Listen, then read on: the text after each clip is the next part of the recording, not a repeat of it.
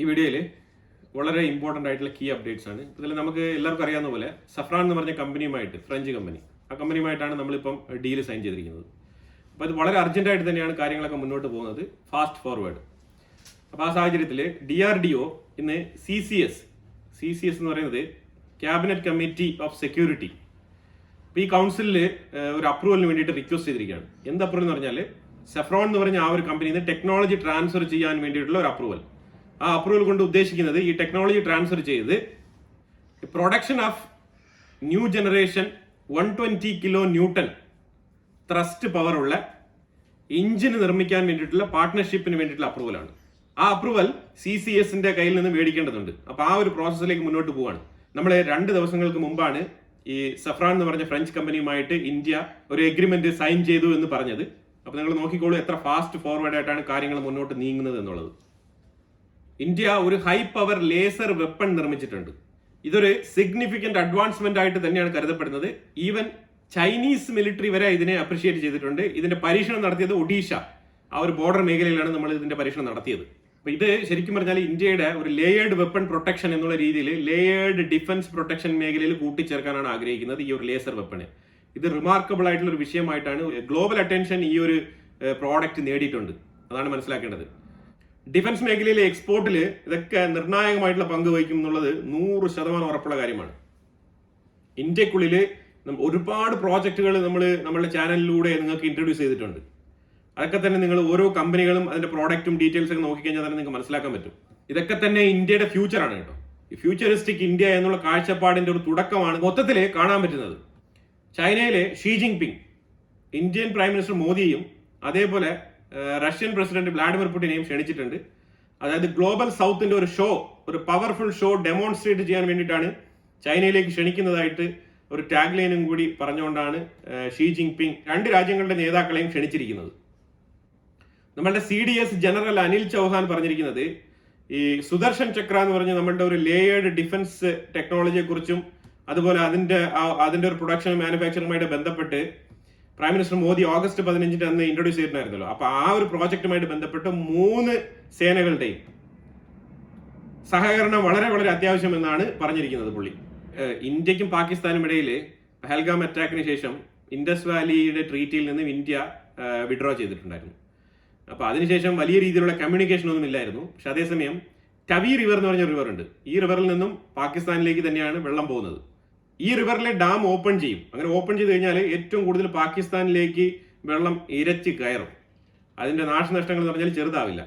അപ്പൊ അതുകൊണ്ട് ഈ റിവർ തുറക്കാൻ പോകുന്നു എന്നുള്ളതിന്റെ ഒരു മുന്നറിയിപ്പ് പാകിസ്ഥാന് ഇന്ത്യ കൊടുത്തിട്ടുണ്ട്. അതായത് ഒരു ഹ്യൂമാനിറ്റേറിയൻ കൺസേൺ, അതുപോലെ തന്നെ ഗുഡ് വിൽ ഗെസ്റ്റർ, അതിന്റെ ഭാഗമായിട്ടാണ് ഇത് പാകിസ്ഥാനെ അറിയിച്ചത് എന്ന് പറഞ്ഞിട്ടുണ്ട്. പാകിസ്ഥാൻ സൈഡിൽ നിന്നും ഇന്ത്യയുമായിട്ട് ഒരു ഡയലോഗ് ഡിപ്ലോമസി ഓപ്പൺ ചെയ്യാനുള്ള റിക്വസ്റ്റ് തുടരെ പാകിസ്ഥാൻ മുന്നോട്ട് വെക്കുകയാണ്.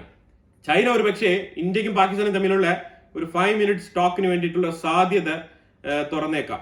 അത് ചൈനയിൽ വെച്ച് നടക്കുന്ന ഷാങ്ഹായ് കോർപ്പറേഷന്റെ മീറ്റിംഗിന്റെ സൈഡ് ലൈനിലാവാനാണ് സാധ്യത. പ്രോജക്ട് 17A, ഈ പ്രോജക്ട് 17A എന്ന് പറഞ്ഞത് ഇന്ത്യക്കുള്ളിൽ തന്നെ ബിൽഡ് ചെയ്യുന്ന 2 നീൽഗിരി ക്ലാസ് സ്റ്റെൽത്ത് ഫ്രൈറ്റ് എന്ന് പറയും. അതായത് 2 നേവൽ ഷിപ്പ്, അതാണ് നമ്മൾ ബിൽഡ് ചെയ്യുന്നത്. അത് ഏതാണ്ട് കമ്മീഷൻ ചെയ്തിരിക്കുകയാണ്. Indian navy commissions 2 Nilgiri class stealth freight. ശരിക്കും പറഞ്ഞാൽ ചൈനയുടെ അക്രമാദിത്വം ഒരു സൈഡിലുണ്ട്, പാകിസ്ഥാൻ ഒരു സൈഡിൽ സബ്മറൈൻസ് ഒക്കെ മേടിച്ച് കൂട്ടിക്കൊണ്ടിരിക്കുകയാണ്. ഇപ്പോൾ ഓൾറെഡി 3 അവരുടെ പക്കലായി. നമ്മളുടെ സൈഡിൽ നിന്ന് കോൺട്രിബ്യൂഷൻ ചെയ്യേണ്ടത് വളരെ അത്യാവശ്യമാണ്. ആ സാഹചര്യത്തിലാണ് ഈ 2 നീൽഗിരി ക്ലാസ്, ഇത് ശരിക്കും സബ്മറൈൻ അല്ല, പക്ഷെ എന്നാലും നേവൽ പെട്രോളിംഗിൽ വളരെ വളരെ ഇമ്പോർട്ടന്റ് ആയിട്ടുള്ള 2 സംഗതികൾ തന്നെയാണ് നമ്മൾ ഇപ്പം കമ്മീഷൻ ചെയ്തിരിക്കുന്നത്. ഇന്ത്യയുടെ മേളിൽ ചുമത്തുന്ന പ്യുനിറ്റീവ് താരിഫ്, ഈ പ്യുനിറ്റീവ് താരിഫ് എന്ന് പറഞ്ഞാൽ പനിഷ്മെന്റ് താരിഫ്, ഈ പനിഷ്മെന്റ് താരിഫ് ആയിട്ടുള്ള 25% നമ്മൾ ശക്തമായി ചെറുത്ത് നിൽക്കും. ഏത് രീതിയിലുള്ള എക്കോണമിക് ക്രൈസിസ് ഇന്ത്യക്കുള്ളിൽ വന്നാലും ഇന്ത്യ പിടിച്ചു നിൽക്കും എന്നാണ് ഇന്ത്യയുടെ സൈഡിൽ നിന്ന് അമേരിക്കയ്ക്ക് കൊടുത്തിരിക്കുന്ന മെസ്സേജ്. ഇത് വളരെ പവർഫുൾ ആയിട്ടുള്ള മെസ്സേജ് ആണ്. ശരിക്കും അമേരിക്ക അന്തം വിട്ടിരിക്കുകയാണ്. ഒരു രാജ്യവും ഈ രീതിയിൽ പിടിച്ചു നിന്നില്ല എക്സെപ്റ്റ് ചൈന. ചൈനയ്ക്ക് തന്നെ കുറെ ലെവറേജസ് ഉണ്ട്. പക്ഷെ ഇന്ത്യ വളരെ ശക്തമായി ചെറുത്ത് നിൽക്കുകയാണ്. അമേരിക്ക ഒട്ടും പ്രതീക്ഷിച്ചില്ല ഇന്ത്യ ഈ രീതിയിൽ റിട്ടാലിയേറ്റ് ചെയ്യുമെന്നുള്ളത്. ഇന്ത്യൻ ഓഷനിൽ കിടക്കുന്ന 18 രാജ്യങ്ങളുമായിട്ട് ഇന്ത്യ മാരിടൈം സെക്യൂരിറ്റി ശക്തിപ്പെടുന്നതുമായിട്ട് ബന്ധപ്പെട്ട് ഒരു മീറ്റിംഗ് കണ്ടക്ട് ചെയ്യാണ്. ഇന്ത്യൻ ഓഷനിൽ കിടക്കുന്ന 18 രാജ്യങ്ങളുമായിട്ട് ബന്ധപ്പെട്ട് അതിനെ ഇന്ത്യൻ ഓഷൻ നേവൽ സിംപോസിയം എന്നാണ് വിളിക്കുന്നത്. Indian Ocean naval symposium. അപ്പൊ ഈ ഒരു മീറ്റിംഗ് 27-ാം തീയതിയാണ് കണ്ടക്ട് ചെയ്തിരിക്കുന്നത്, ഓഗസ്റ്റ് 27. അതായത് ഇന്ന് ഇത് സദൻ നേവൽ കമാൻഡ് ഓഫീസ് കൊച്ചിയിലാണ് ഈ ഒരു മീറ്റിംഗ് നടക്കുന്നത്. ഇത് ശരിക്കും കേരളത്തിലെ ഏതെങ്കിലും ഒരു മീഡിയ കവർ ചെയ്യേണ്ടതാണ്. ഇത് കവർ ചെയ്തോ എന്ന് എനിക്കറിയത്തില്ല. 20 നേവീസ് അതേപോലെ തന്നെ 300 പാർട്ടിസിപ്പൻസ് പങ്കെടുക്കുന്ന വലിയൊരു പ്രോഗ്രാമാണ്. ഈ ശരിക്കും പറഞ്ഞാൽ 18 രാജ്യങ്ങളുടെയും റെപ്രസെന്റേറ്റീവ്സിനെയൊക്കെ വിളിച്ചു വരുത്തി ഒരു കൊളാബറേഷൻ, അതാണ് ഉദ്ദേശിക്കുന്നത്. കൊളാബറേറ്റീവ് നേവൽ പ്രാക്ടീസ്, ഒരു മാരിടൈം പട്രോളിംഗ്, ഇതൊക്കെ തന്നെയാണ്. സെക്യൂരിറ്റി, നേവൽ സെക്യൂരിറ്റി ഉറപ്പുവരുത്തുക, പ്രത്യേകിച്ച് ഇന്ത്യൻ ഓഷനിൽ.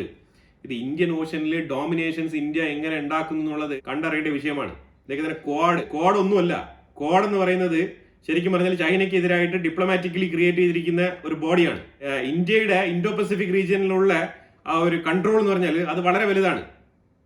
അത് ബിയോണ്ട് അമേരിക്കാസ് എക്സ്പെക്ടേഷൻസ്. അതാണ് മനസ്സിലാക്കേണ്ടത്. ഇന്ത്യയുടെ റെസ്പോൺസ്, അതായത് ഇന്ത്യ പറഞ്ഞിരിക്കുന്നത് ഇനിയുള്ള യുദ്ധങ്ങളിൽ ഇനി ആരെങ്കിലും ഇങ്ങോട്ട് ബാലാട്ടാൻ വന്നു കഴിഞ്ഞാൽ റെസ്പോൺസ് സ്വിഫ്റ്റ് ആയിരിക്കും. അത് ഒരു ഡിലേയും ഇല്ലാണ്ട് അപ്പം തന്നെ റിറ്റാലിയേറ്റ് ചെയ്യും എന്നാണ് പറഞ്ഞിരിക്കുന്നത്. അല്ലാതെ ഇത്ര ദിവസം ഇന്ന ടൈമും മുന്നറിയിപ്പും ഇതൊന്നും ഉണ്ടാവില്ല. സ്വിഫ്റ്റ് റെസ്പോൺസ്, അതാണ് പറഞ്ഞിരിക്കുന്നത്.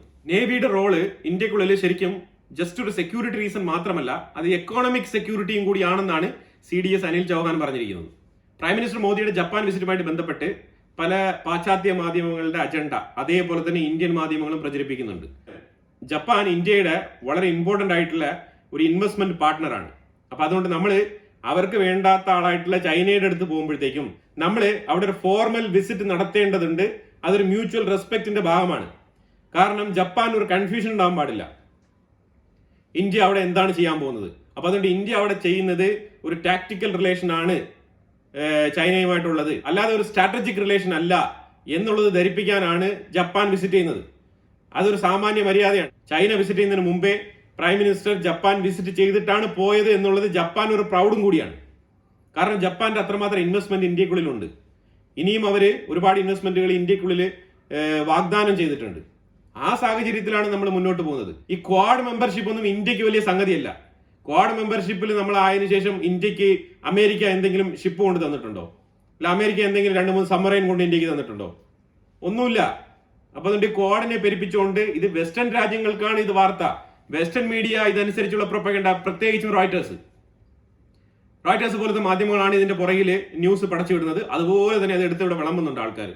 ഇന്ത്യ അതുമായിട്ട് ബന്ധപ്പെട്ടല്ല പോകുന്നത്. ഇന്ത്യയുടെ എക്സ്റ്റേണൽ അഫയേഴ്സ് സ്പോക്സ് പേഴ്സന്റെ അടുത്ത് ചോദ്യം ഉന്നയിക്കുന്നുണ്ട് മാധ്യമപ്രവർത്തകർ UN-ൽ. അപ്പൊ അവിടെ ചോദിക്കുന്നുണ്ട്, അതായത് ഈ ക്വാഡുമായിട്ട് ബന്ധപ്പെട്ടുള്ള വിഷയങ്ങൾ ചർച്ച ചെയ്യാനാണോ ജപ്പാനിൽ പോകുന്നത് എന്നുള്ള ചോദ്യങ്ങൾ വരുന്നുണ്ട്.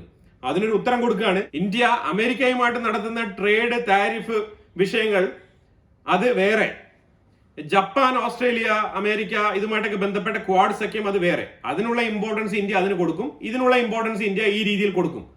ഈ വിഷയങ്ങളെ രണ്ടായിട്ടാണ് കാണുന്നത്. ഈ രീതിയിലാണ് ഇന്ത്യ കൊടുത്ത മറുപടി. പക്ഷെ അതിനെ വളച്ചൊടിച്ച് ഇന്ത്യ ക്വാഡുമായിട്ട് ബന്ധപ്പെട്ടാണ് ജപ്പാനിൽ പോകുന്നത് പറഞ്ഞുള്ള വാർത്തയാണ് വെസ്റ്റേൺ പ്രൊപ്പഗൻഡ അടിച്ചിറക്കിയത്. അതായത് നമ്മളുടെ വായിൽ നിന്ന് എന്തെങ്കിലുമൊക്കെ വരുന്നു എന്ന് കാത്തിരുന്ന് അതുമായിട്ട് ബന്ധപ്പെട്ട് വാർത്തകൾ വളച്ചൊടിക്കാനാണ് വെസ്റ്റേൺ പ്രൊപ്പഗൻഡ ഇറങ്ങിത്തിരിക്കുന്നത്. ഈ റോയിട്ടേഴ്സ് പോലത്തെ മാധ്യമങ്ങളൊക്കെ എത്രമാത്രം ഫണ്ട് ഇറാനിൽ നിന്നൊക്കെ മേടിച്ചിട്ടുണ്ട് എന്നുള്ള വാർത്ത, അതായത് ഇറാനെ കുറിച്ചുള്ള പോസിറ്റീവ് വാർത്തകൾ കൊടുക്കാനും ഇറാന്റെ ഉള്ളിൽ നടക്കുന്ന നെഗറ്റീവ് വാർത്തകൾ പുറത്തു കൊടുക്കാതിരിക്കാനും $4 ബില്യൺ റോയിട്ടേഴ്സ് റിസീവ് ചെയ്തിട്ടുണ്ട് ഇറാന്റെ പക്കൽ നിന്നും. ഇതൊക്കെ നമ്മൾ നമ്മുടെ വാർത്തയിൽ പലപ്പോഴായിട്ട് ആവർത്തിച്ച് പറഞ്ഞിട്ടുള്ള വിഷയങ്ങളാണ്. അപ്പൊ അതുകൊണ്ട് ഈ വെസ്റ്റേൺ മീഡിയ എന്താണ് റോയിട്ടേഴ്സ് പറഞ്ഞു കഴിഞ്ഞാൽ അങ്ങനെ വിഴുങ്ങുക എന്നുള്ള ഒരു ശീലമുണ്ടല്ലോ, അതങ്ങ് ഒഴിവാക്കണം. കാരണം ഈ മാധ്യമപ്രവർത്തകർ അതിനെ വായിച്ചിട്ട് ഒന്ന് ഇല്ലുസ്ട്രേറ്റ് ചെയ്ത് അതിനെ ഡീകോഡ് ചെയ്ത് മനസ്സിലാക്കണം. എന്താണ് എക്സ്റ്റേണൽ അഫയേഴ്സ് മിനിസ്ട്രി പറഞ്ഞതെന്നും കൂടി ഒന്ന് നോക്കിയിട്ട് വേണം വാർത്തകൾ പറയാൻ. AS-40 എന്ന് പറയുന്നത് അമേരിക്കയുടെ നേവീസ് എമോരി എസ്ലാൻഡ് ക്ലാസ് സബ്മറൈനും അതേപോലെ വെസലും കൂടിയാണ്. അതായത് അത് രണ്ടും കൂടെ ചേർന്ന് ഒരു യൂണിറ്റ് ആണ്. ഒരു സബ്മറൈൻ ഉണ്ട്, അതുപോലെ തന്നെ ഒരു വെസലും ഉണ്ട്. ഇത് രണ്ടും തന്നെ ചെന്നൈ പോർട്ടിൽ അടുത്തിരിക്കുകയാണ്, ഡോക്ക് ചെയ്തിരിക്കുകയാണ്. ഇതെല്ലാം തന്നെ ഈ ഒരു മാരിടൈം സെക്യൂരിറ്റിയുടെ ഭാഗമായിട്ടും ക്വാഡിന്റെ ഭാഗമായിട്ടൊക്കെ പ്ലാനിങ്ങിൽ വരുന്ന കാര്യങ്ങളാണ്. ഇതിനെ USS ഫ്രാങ്ക് കേബിൾ എന്നാണ് വിളിക്കുന്നത്.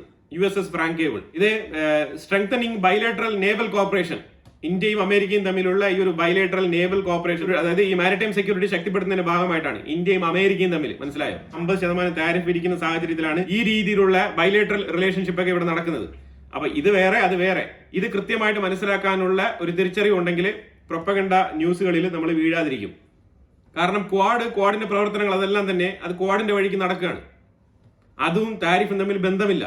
അപ്പൊ എന്തായാലും ട്രംപ് പുതിയ ഡിജിറ്റൽ സർവീസസിന്റെ താരിഫുമായിട്ട് മുന്നോട്ട് വരികയാണ്. ഡിജിറ്റൽ സർവീസസിന്റെ താരിഫ് കൊണ്ട് ഇനിയിപ്പോൾ എന്താണ് ഉദ്ദേശിക്കുന്നത് നമുക്കറിയത്തില്ല. ഈ ഡിജിറ്റൽ താരിഫുമായിട്ട് ബന്ധപ്പെട്ട വിവരങ്ങൾ വിശദമായിട്ട് പഠിച്ചിട്ട് അടുത്ത വീഡിയോയിൽ ഞാൻ നിങ്ങൾക്ക് പറഞ്ഞുതരാം.